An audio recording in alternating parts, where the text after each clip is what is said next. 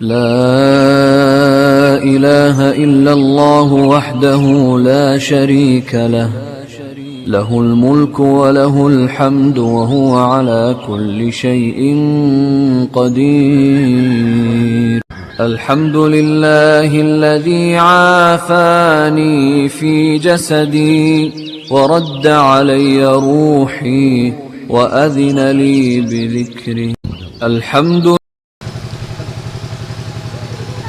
எல்லாம் அல்ல அல்லாஹுவின் நல்லடியார்களே, அல்லாஹ் ரப்புல் ஆலமீன் இந்த மனித சமூகத்தை படைத்து அதில் சிறந்தவர்களாகவும் சிறப்பு மிக்கவர்களாகவும் நேர்வழியின்பால் வழிகாட்டப்பட்ட சமூகமாகவும் இறைவன் நம்மை ஆக்கி அருளியிருக்கின்றான். அல்ஹம்துலில்லாஹ். இந்த உலகத்தில் நாம் வாழக்கூடிய காலகட்டத்தில் நம்மில் ஒவ்வொருவரும் நம்முடைய வாழ்க்கையை எப்படி அமைத்து கொள்ள வேண்டும் என்பதையும், நம்முடைய இலக்கும் பயணமும் எதை நோக்கி இருக்க வேண்டும் என்பதையும் இறைவன் தன்னுடைய திருமறையில் மிக அழகாகவும் தெளிவாகவும் நமக்கு சுட்டி காட்டுகின்றான். அல்லாஹ் ரப்புல் ஆலமீன் தன்னுடைய திருமறையாம் அருள்மறை திருக்குரானில் பொதுவாக மூமினான மக்களை அழைத்து பேசுகிற பொழுது இரண்டு விஷயங்களை இறைவன் ஒரு மூமினான மனிதனுக்கு கட்டாயமாக இருக்க வேண்டும் என்பதை பதிவு செய்கின்றான். நீங்கள் திருமறை குர்ஆனை எடுத்து பார்த்தீர்கள் என்றால் அல்லாஹ் ரப்புல் ஆலமீன் சுவனவாதிகளை கூப்பிடுகின்ற பொழுது, சொர்க்கத்திற்கு சொந்தக்காரர்களான மூமின்களை கூப்பிடுகிற பொழுது இரண்டு விஷயத்தை கூறி அழைக்கக்கூடியவனாக இருக்கின்றான். அல்லாஹ் சொல்லுகின்றான், யா ஐயுஹல்லதீன ஆமனு, யாரெல்லாம் இறைவனை நம்பிக்கை கொண்டு வ அமிலு சாலிஹாத், நல்ல அமல்களை அந்த நம்பிக்கையினுடைய வெளிப்பாடாக தன்னுடைய வாழ்க்கையில் எடுத்துக்கொள்கிறார்களோ அவர்களுக்கு ஆறுகள் ஓடக்கூடிய சுவனத்தை நான் பரிசளிக்கின்றேன் என்று இந்த உலகத்திலே படைக்கப்பட்ட ஒவ்வொரு முஸ்லிமுக்குமான இலக்காக இறைவன் எதை பதிவு செய்கிறான் என்றால் சுவனத்தை பதிவு செய்கின்றான். அந்த சுவனத்திற்கு ஒரு மனிதன் செல்ல வேண்டும் என்றால் அதற்கு இரண்டு வழிமுறைகளை இறைவன் சொல்லித் தருகிறான்.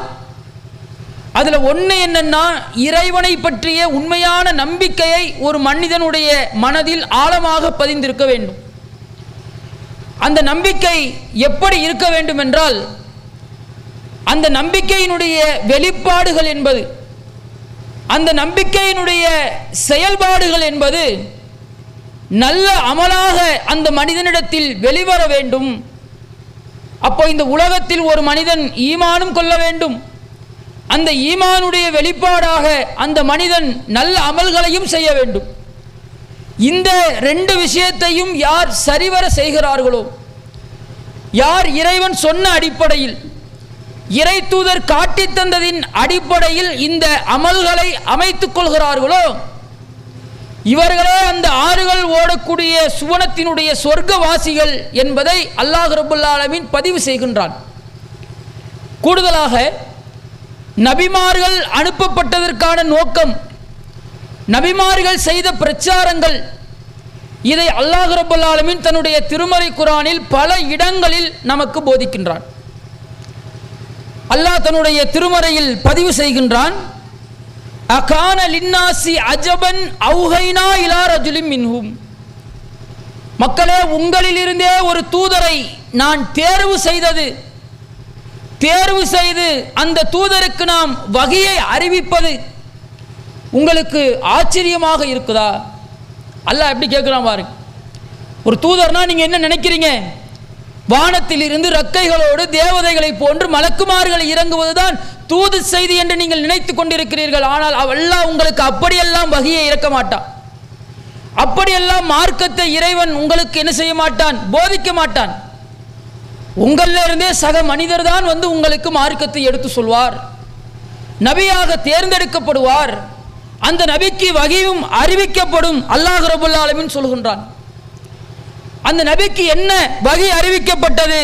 அன்திருன்னாஸ வ பஷ்ஷிரில் லதீன ஆமனு, மக்களுக்கு நீங்கள் எச்சரிக்கை செய்யுங்கள், யாரெல்லாம் நம்பிக்கை கொள்கிறார்களோ, இறைவனை நம்புகிறார்களோ, உறுதியான ஈமான் மூலமாக தன்னுடைய உள்ளத்தை வலுப்படுத்திக் கொள்கிறார்களோ, அப்படிப்பட்ட மூமின்களுக்கு அந்த நபிமார்கள் நற்செய்தி சொல்வார்கள்.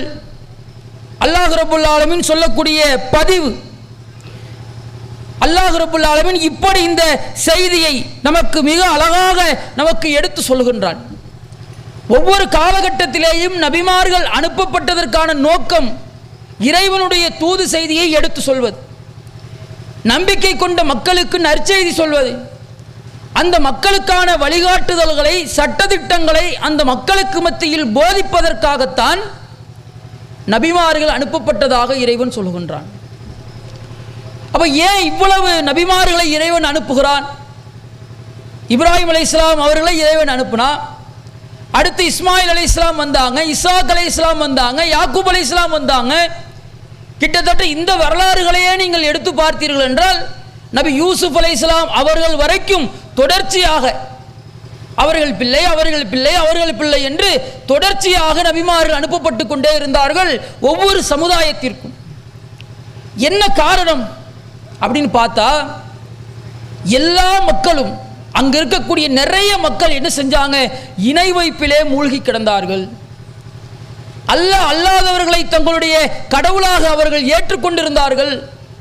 அந்த இணை வைப்புக்கு எதிராக அந்த இணை வைப்புக்கு எதிராக தக்க சான்றுகளோடு அவர்களை நேர்வழிக்கு அழைக்க வேண்டும், ஏகத்துவ கொள்கையை அவர்களுக்கு போதிக்க வேண்டும், அவர்களை மார்க்கத்தின் பக்கம் சுவனத்தின் பக்கம் அழைத்து செல்லக்கூடிய ஒரு வழிகாட்டியாக அந்த நபிமார்கள் இருக்க வேண்டும் என்பதற்காக இறைவன் இந்த தூதர்களை அனுப்பியதாக சொல்லுகின்றான்.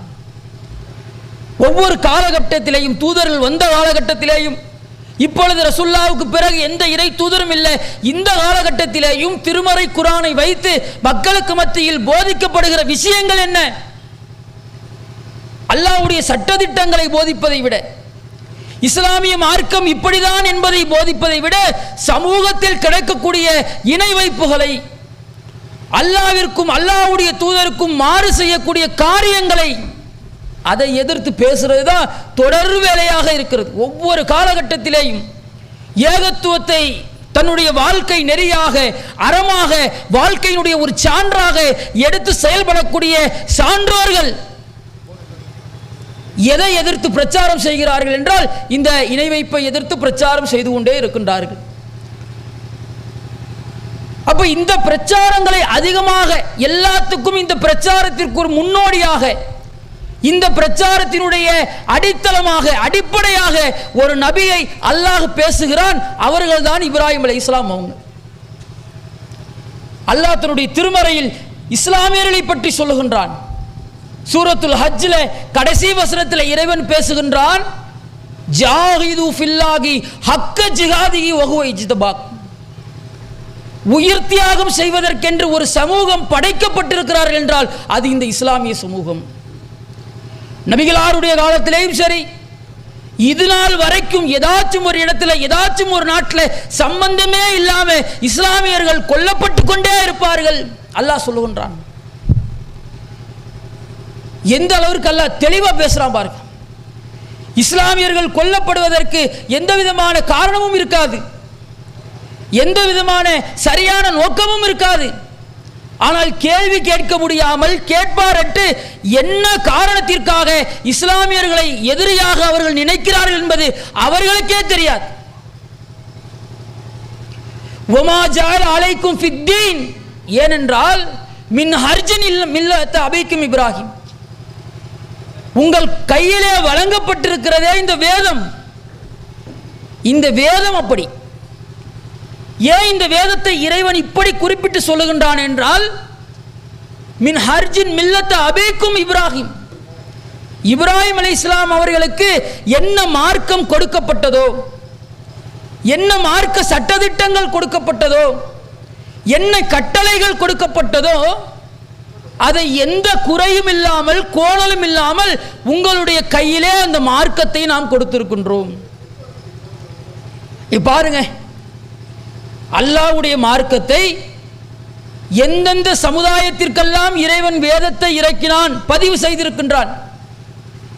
எந்தெந்த நபிமார்களெல்லாம் அல்லாஹ் நபியாக தேர்வு செய்தான் இறைவன் பதிவு செய்கிறான். இப்படி எந்த ஒரு சமுதாயத்திற்கும் இல்லாத ஒரு இடர்கள் இன்னைக்கு நம்முடைய சமூகத்திற்கு வந்து நிற்கிது. நம்முடைய சொந்தத்துக்குள்ள, நம்முடைய அண்ணன் தம்பிக்குள்ள, நம்முடைய சகோதரர்களுக்குள்ள, நம்முடைய நட்பு வட்டாரங்களுக்குள்ள என்னுடைய சகோதரனாக இருந்துக்க, என்னுடைய நண்பனாக இருந்துக்க, என்னுடைய உறவினராக இருந்துக்கொள், என்னுடைய தாய் தந்தையராக கூட நீங்க இருந்துக்க. ஆனால் மார்க்கத்திற்கு மாற்றமான ஒரு விஷயம் என்று வருகிற பொழுது, இணை வைப்பான காரியம் என்று ஒன்று வருகிற பொழுது, அல்லாஹ்வுக்கும் அல்லாஹ்வுடைய தூதருக்கும் மாறு செய்கின்ற விஷயத்தை அவர்கள் முன்னெடுக்கின்ற பொழுது அதை புறக்கணிக்கக்கூடிய சமூகமாக இந்த இஸ்லாமிய சமூகம் இருக்கு. என்ன காரணம்? அல்லாஹ் சொல்லுகின்றான், இதுதான் இப்ராஹிம் அலைஹிஸ்ஸலாம் அவருடைய வழிமுறை. எந்த கோணலும் இல்லாமல், எந்த குறையும் இல்லாமல் அந்த வேதத்தை, அந்த மார்க்கத்தை, இப்ராஹிமுக்கு நாம் கொடுத்த அந்த கட்டளையை உங்களுடைய கையில அப்படியே நாங்கள் தூக்கி கொடுத்திருக்கிறோம். வஹுவ சம்மாக்கும் முஸ்லிமீன், இதற்காகவே உங்களுக்கு முஸ்லிம்கள் என்று நாங்கள் பெயர் வைத்திருக்கிறோம். அல்லாஹ் சொல்றான், லியக்கூன ரசூலு ஷஹீத் அலைக்கும், இந்த தூதர் உங்களிடத்திலே இருக்கிற பொழுது இந்த மார்க்கத்தை உங்களுக்கு மத்தியில் போதிப்பது, எடுத்து சொல்வது, பிரச்சாரம் செய்வது, அழைப்பு கொடுப்பது இந்த தூதரின் மீது கடமை. வ தகூனு ஷுஹதா அலன்னாஸ், இந்த தூதர் சென்று விட்டால், இந்த தூதர் இல்லாமல் விட்டால், இந்த தூதர் மரணித்து விட்டால், இந்த ஏகத்துவ பிரச்சாரத்தை, ஒரே கடவுள் கொள்கையை, மனிதனுக்கு ஏற்ற இந்த வாழ்க்கை நெறியை இந்த தூதர் உங்களுக்கு எப்படி போதித்தாரோ அதை பிற மக்களுக்கு எடுத்து சொல்வது உங்கள் மீது கடமை. அல்லாஹ் ரப்புல் ஆலமீன் பதிவு செய்யக்கூடிய வார்த்தை. மார்க்கத்தை பிரச்சாரம் செய்வதை இறைவன் நம் மீது கடமையாக்குகிறான். ஒரு மனிதனுக்கு மார்க்கத்தினுடைய பிரச்சாரம் செய்யணும்ன்ற எண்ணம் எப்போ வரும்? அவன் முதல்ல இணை வைப்பில் இருந்து வெளியில வரும். அவன் முதல்ல அல்லாஹ்விற்கு இணை வைக்கக்கூடிய காரியங்களை செய்யாமல் இருக்கணும். அவன் முதல்ல இறைவனுக்கு கட்டுப்பட்டு நடக்கக்கூடியவனாக இருக்கணும். இந்த தன்மையெல்லாம் ஒரு மனிதனிடத்தில் ஒரு சேர அமைந்தால் மட்டும்தான் இஸ்லாத்தை அடுத்த மக்களுக்கு எடுத்து சொல்லணும் என்ற நிலைக்கு அவன் வருவான். இப்ராஹிம் அலைஹிஸ்ஸலாம் அவர்கள் இணை வைப்பை எப்படி எதிர்த்தார்கள்? இன்றைக்கு ஒவ்வொரு பள்ளிவாசல்களிலும் மௌலூத் ஓதுகிறார்கள், கூட்டுதுவா செய்கிறார்கள், கபரிலே கொண்டு போய் விழா எடுக்கிறார்கள், கந்தூரி எடுக்கிறார்கள். யாரெல்லாம் இதை முன்னின்று எடுக்கிறார்களோ அவர்களே பள்ளிவாசலில் நின்று இப்ராஹிம் அலைஹிஸ்ஸலாம் அவருடைய வசனத்தை ஓதுகிறார்கள், ஜும்மா மேடைகளில் முழங்குகிறார்கள். இவர்களுக்கெல்லாம் இப்ராஹிம் அலைஹிஸ்ஸலாம் அவருடைய வாழ்க்கை என்ன ஒரு படிப்பினையை கொடுத்தது? யோசிச்சு பார்க்கணும். பேச முடியுமா? இன்றைக்கு ஜும்மாவில் நின்று இப்ராஹிம் அலைஹிஸ்ஸலாம் இணை வைப்பை இப்படியெல்லாம் எதிர்த்தாகன்னு பேசிட்டு அன்னைக்கு சாயந்தரமே போய் அதாவது தர்கால உட்கார்ந்து கையேந்தி பிரார்த்தனை செய்யுது. இப்ராஹிம் நபியுடைய வரலாற்றை கேட்டுவிட்டு அன்றைக்கே தர்கால போய் விளக்கேற்றி சுஜூது செய்கிறது. இந்த மாதிரியான இணை வைப்புகள் இன்றைக்கு நம்முடைய சமூகத்திலேயும் மலிந்து கிடக்கிறதை பார்க்க முடிகிறது. அல்லாஹ் ரப்புல் ஆலமீன் பதிவு செய்கிறான், லக்கது கான லக்கும் ஃபீ ரசூலில்லாஹி உஸ்வத்துன் ஹஸனா, இந்த தூதரிடத்திலே உங்களுக்கு அழகிய முன்மாதிரி இருக்கிறது. யாரை சொல்றான்? நம்மள சொல்றான். நபிகள் நாயகம் ஸல்லல்லாஹு அலைஹி வஸல்லம் அவர்களிடத்தில் அழகிய முன்மாதிரி இருக்கிறது. எல்லாருக்கும் இருக்காது. ரசூலுல்லாஹ் பத்தி பேசினா கோபம் வரும், ரசூலுல்லாஹ் பத்தி ஒருத்தன் படம் எடுத்தா கோபம் வரும், ரசூலுல்லாஹ் பத்தி யாராச்சும் தப்பாக வேறு யாராச்சும் வேறு மாற்றுக் கொள்கையில் இருக்கக்கூடியவங்க பேசினா கோபம் வரும். ரோட்டில் நின்று கொடி ஏந்தி கத்துவோம். ஆனால் இது ரசூலுல்லாஹ் முன்மாதிரியா எடுக்கிறதா? சொல்லுங்க. அல்லாஹ் பதிவு செய்கின்றான், லிமன் கான யர்ஜுல்லாஹ வல் யௌமில் ஆஹிரா, அல்லாஹ்வை நம்பிக்கை கொண்டோம், தூதரை நம்பிக்கை கொண்டோம் என்பவன் மட்டும் ரசூலுல்லாஹ்வை முன்மாதிரியாக எடுத்ததெல்லாம் கிடையாது. மாறாக யார் இம்மை வாழ்க்கையை வெறுத்து மறுமையை நேசிக்கிறார்களோ, மறுமையிலே தன்னுடைய இறைவனுடைய சந்திப்பை நேசிக்கிறார்களோ, மறுமையில் வெற்றி அடைய வேண்டும் என்று விரும்புகிறார்களோ, இவர்களுக்கு நபிகளாரிடத்தில் ஒரு முன்மாதிரி இருக்கிறது. அல்லாஹ் ரப்புல் ஆலமீன் பேசக்கூடிய செய்தி. அல்லாஹ்வுடைய தூதருடைய வாழ்க்கையை பாரு, ரசூலுல்லாஹ் எப்படி பிரச்சாரம் செஞ்சாங்கன்னு பாரு. இணை வைப்புக்கு எதிராக அல்லாஹ்வுடைய தூதருடைய பிரச்சார களம் எப்படி இருந்தது அதை பாரு. தனி மனிதனாக நபிகளார் அவர்கள் எப்படி ஒரு சுய ஒழுங்கோடு நடந்து கொண்டார்கள் அதை பாரு. ஆனால் நபிகள் நாயகம் ஸல்லல்லாஹு அலைஹி வஸல்லம் அவர்களை முன்னுதாரணமாக நம்மை எடுக்க சொல்லுகிற இறைவன் நபிகளாருக்கு ஒரு கட்டளை இடுகின்றான். அவுஹைனா இலைக்க, நபியே நாம் உமக்கு வகை அறிவிக்கின்றோம். அனித்தபா மில்லத்த இப்ராஹிம், நம்ம ரசூலுல்லாவை பின்பற்றணும். ரசூலுல்லாஹ் யாரை பின்பற்ற வேண்டும் என்றால் நீங்கள் நபி இப்ராஹிம் அலைஹிஸ்ஸலாம் அவர்களை பின்பற்றுங்கள். ஏனென்றால் இந்த இணை வைப்புகளை எதிர்க்கிற பொழுது, இந்த இணை வைப்புகளுக்கு எதிராக பிரச்சாரம் மேற்கொள்கிற பொழுது, இந்த இணை வைப்புகளை எதிர்த்து மக்களுக்கு மத்தியிலே களம் காணுகிற பொழுது அதிலே சந்திக்கக்கூடிய பிரச்சனைகளை எந்த இடத்திலேயும் துவண்டு விடாமல், இந்த உலகத்திலே தனக்கு ஏற்படக்கூடிய சாதக பாதகங்களை இப்ராஹிம் அலைஹிஸ்ஸலாம் அவர்கள் பார்க்காமல் இறைவனுடைய திருப்தியை மட்டும் நாடி தன்னுடைய தாவா களத்தை அமைத்தார்கள். அதனால தான் நபிகள் நாயகம் ஸல்லல்லாஹு அலைஹி வஸல்லம் அவர்கள் மீது ஸலவாத்து சொல்லுகிற பொழுது கூட அல்லாஹ்வுடைய தூதர் நமக்கு எப்படி சொல்லித்தராங்க, இப்ராஹிமின் மீது நீ எப்படி அருள் புரிந்தாயோ, இப்ராஹிமுடைய குடும்பத்தினர் மீது நீ எப்படி அருள் புரிந்தாயோ அந்த மாதிரி எனக்கு நீ அருள் புரிவாயாக. எப்படிப்பட்ட வார்த்தை பாருங்க. இப்ராஹிம் அலைஹிஸ்ஸலாம் அவர்கள் எப்படி தளராமல் எந்த ஒரு விஷயத்தையும் இணை வைப்புக்கு எதிராக யாராக இருந்தாலும் எதிர்த்து பேசக்கூடியவர்களாக, அறிவுபூர்வமாக பிரச்சாரம் செய்யக்கூடியவர்களாக இப்ராஹிம் அலைஹிஸ்ஸலாம் அவர்கள் தன்னுடைய பயணத்தை அமைத்து காட்டுகிறார்கள். ஒரு நபி என்ற அந்தஸ்து இருந்தாலும் இந்த உலகத்தில் முதல் மனிதரில் இருந்து கடைசி மனிதர், படைக்கப்பட்ட மனிதர் வரைக்கும் இறைவன் தன்னுடைய தோழனாக ஒரு மனிதனை தேர்வு செய்து கொண்டான் என்றால் அது யார் என்றால் இப்ராஹிம் அலைஹிஸ்ஸலாம் அவர் செஞ்ச தியாகம், இறைவனுடைய பிரச்சாரங்கள், இது எல்லாம் தான் நபி இப்ராஹிம் அலைஹிஸ்ஸலாம் அவர்களை உயர்த்தியது.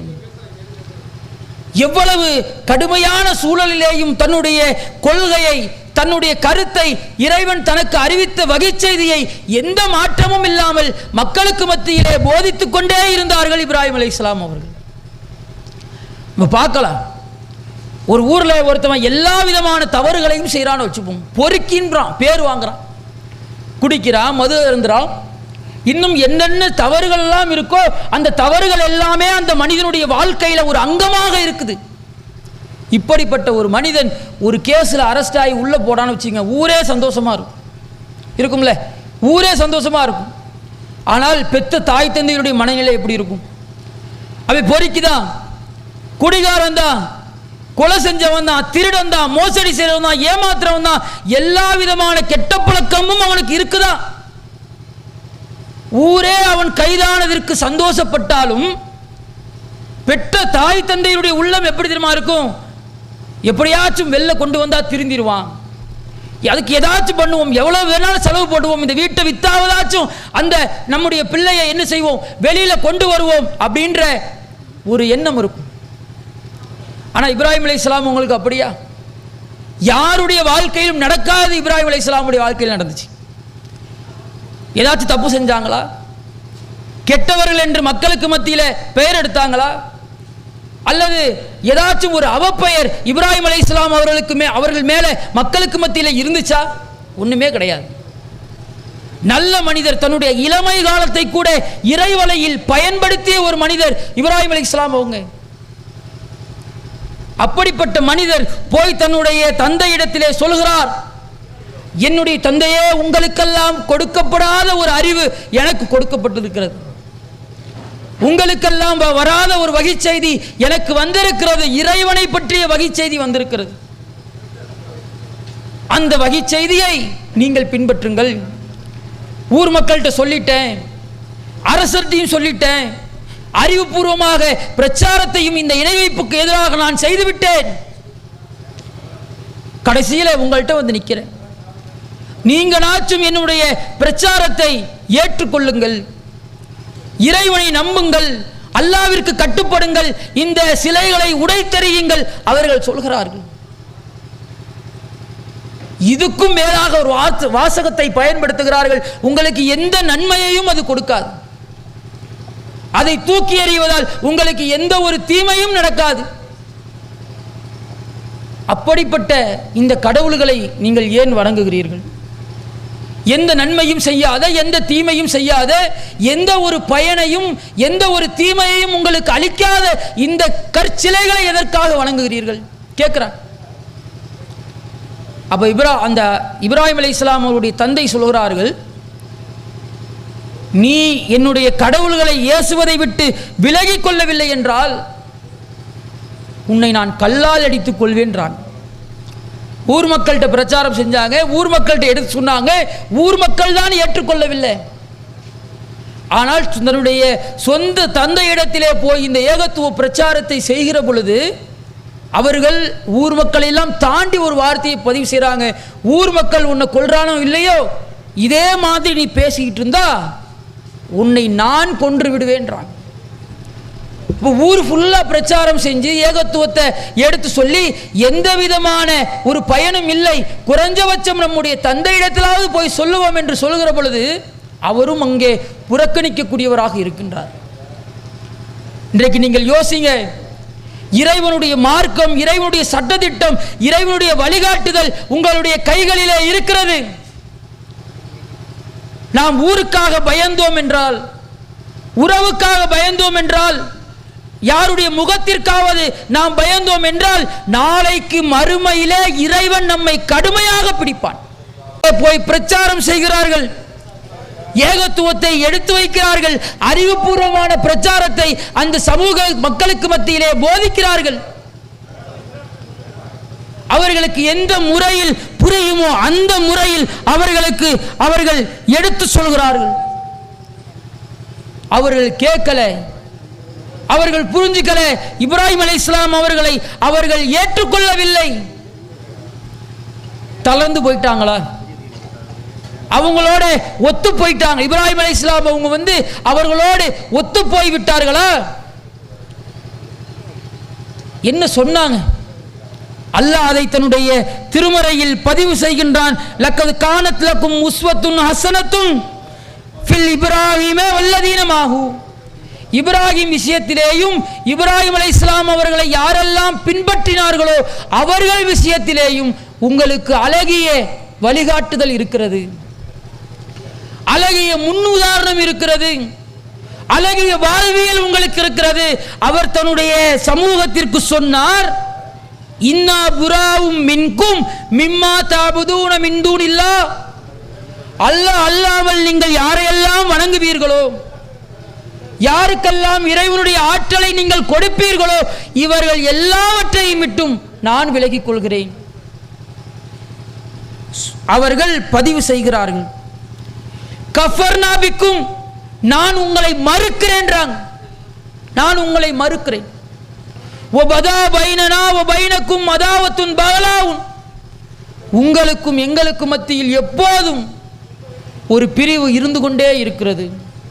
சொல்லக்கூடிய வார்த்தை இன்றைக்கு சொல்றோம்ல, ஒரு திருமணம் என்று வந்துவிட்டால் நம்முடைய நிலைப்பாடு எப்படி இருக்குது? தப்புன்னு தெரியுது, தப்புன்னு தெரிஞ்சாலும் என்னுடைய சொந்தக்கார வீட்டு வாசல்ல கூப்பிடுறா,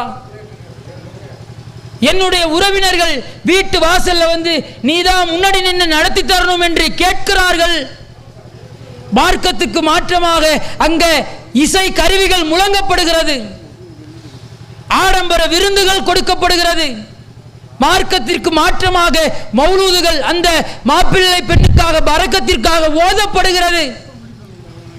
இவ்வளவு இணை வைப்புகள், இறைவனை மறுக்கக்கூடிய இறை தூதர் எச்சரித்த இவ்வளவு காரியங்கள் ஒரு திருமணத்திலே நடக்கிறது.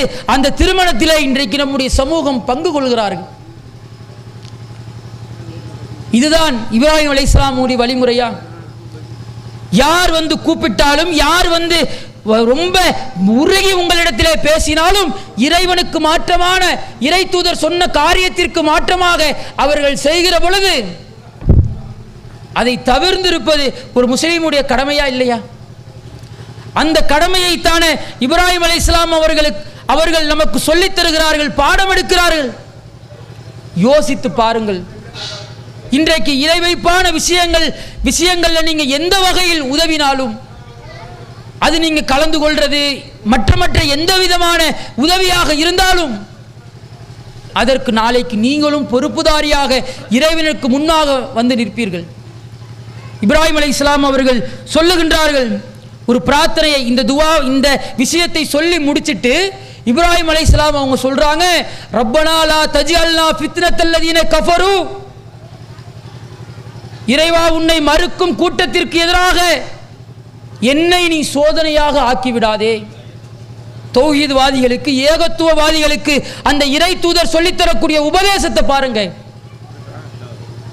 தற்காப்பு. ஏன் இதற்கு எதிரான பிரச்சாரத்தை முன்வைக்கிறோம், ஏன் இதை திரும்ப திரும்ப மக்களுக்கு மத்தியிலே கொண்டு போய் சொல்லிக் கொண்டிருக்கின்றோம் என்று கேட்கின்ற எல்லாருக்கும் இப்ராஹிம் அலைஹிஸ்ஸலாம் அவர்கள் சொல்லக்கூடிய பதில் தான் இது. நான் சொல்லிட்டேன், நீ சொன்ன மார்க்கத்தை, நீ சொன்ன சட்டதிட்டத்தை, உன்னுடைய கட்டளைகளை நீ சொன்ன அடிப்படையில் மக்களுக்கு மத்தியிலே நான் எடுத்து சொல்லிவிட்டேன். நான் சொன்ன பிறகு நாளைக்கு அந்த தவறுகளை நான் செய்து, நான் இணை வைக்க கூடாதுன்னு சொன்னேன், தாயத்து கட்டக்கூடாதுன்னு சொன்னேன், தர்காவுக்கு போக கூடாதுன்னு சொன்னேன், வீட்டில் மௌலூது ஓதக்கூடாதுன்னு சொன்னேன், வரதட்சணை திருமணங்கள் மார்க்கத்திற்கு முரணான காரியங்கள்ல கலந்துக்க கூடாதுன்னு நான் மக்களுக்கு மத்தியில் போதிச்சல்ல. நாளைக்கு அந்த தவறை நான் செய்து, அதான் சொல்றாங்களா, தஜ்அல்னா ஃபித்னத்தல்லதீன கஃபரு, நான் யாருக்கெல்லாம் உபதேசம் செய்தேனோ, நான் யாருக்கெல்லாம் எடுத்து சொன்னேனோ இவர்களுக்கு சோதனையாக என்னையே நீ ஆக்கிவிடாது என்றாங்க. ஒருத்தர் இந்த மாதிரி பேசிட்டு போய் தர்கால நின்னா கேட்டவங்க என்ன சொல்லுவாங்க? வரதட்சணை கூடாதுன்னு பேசிட்டு வரதட்சணை திருமணத்தில் போய் நின்னா கேட்டவங்க என்ன சொல்லுவாங்க? ஏப்பா இவ்வளவு பேசுனியே, இவ்வளவு எடுத்து சொன்னியே, மார்க்கத்தில் உள்ள தவறுகளை சுட்டி காட்டினியே, நீயே இப்ப மார்க்கத்தில் உள்ள தவறுகளை செய்றியே அப்படின்னு இத்தனை நாள் நான் எந்த பிரச்சாரத்தை மேற்கொண்டேனோ, எந்த பிரச்சாரத்தை மக்களுக்கு மத்தியில் போதித்தேனோ அந்த பிரச்சாரம் என்பது எடுபடாமல் போய்விடும். அதனால இணை கற்பிக்கக்கூடிய இவர்களுக்கு, உன்னை மறுக்கக்கூடிய இந்த கூட்டத்திற்கு சோதனையாக என்னை நீ ஆக்கிவிடாதே என்று இப்ராஹிம் அலைஹிஸ்ஸலாம் அவர்கள் பிரார்த்தனை செய்கிறார்கள். நம்ம யோசிக்கணும். இஸ்லாமியர்களாக இருக்கக்கூடிய நாம், நம்முடைய கடமை என்ன தெரியுமா? பிற மக்களுக்கு இந்த மார்க்கத்தை எடுத்து சொல்றது, இறைவனை பற்றிய செய்தியை, இஸ்லாத்தினுடைய கொள்கையை, இஸ்லாத்தினுடைய சித்தாந்தத்தை, இஸ்லாத்தை பற்றி தெரியாதவர்களுக்கு எடுத்து சொல்வதுதான் இஸ்லாமியர்கள் மீது கடமை. ஆனால் காலம் காலமாக இந்த இணை வைப்பை பற்றி, இணை வைப்பின் மூலமாக ஏற்படக்கூடிய விபரீதங்களை பற்றி, கொள்கை சார்ந்த உறுதிகளை பற்றி நம்ம மக்களுக்கு மத்தியிலே தான் நம்ம பேசிட்டு இருக்கோம். அதான் உண்மை. இந்த தாவாவை, இந்த ஏகத்துவத்தை, இந்த அல்லாஹ்வுடைய மார்க்க சட்டதிட்டங்களை போய் மாற்றுமத நண்பர்களுக்கு சொல்லி அவர்களை இஸ்லாத்தின் மீது, இஸ்லாத்தின்பால் அழைப்பது நம்முடைய கடமை. ஆனா இங்கேயே அவ்வளவு பெரிய ஓட்டை, இங்கேயே அவ்வளவு விஷயங்கள், இங்கேயே அவ்வளவு மார்க்கத்திற்கு முரணான காரியங்கள், இவ்வளவும் இன்றைக்கு நம்முடைய சமூகத்தில் நடந்து கொண்டே இருக்கிறது.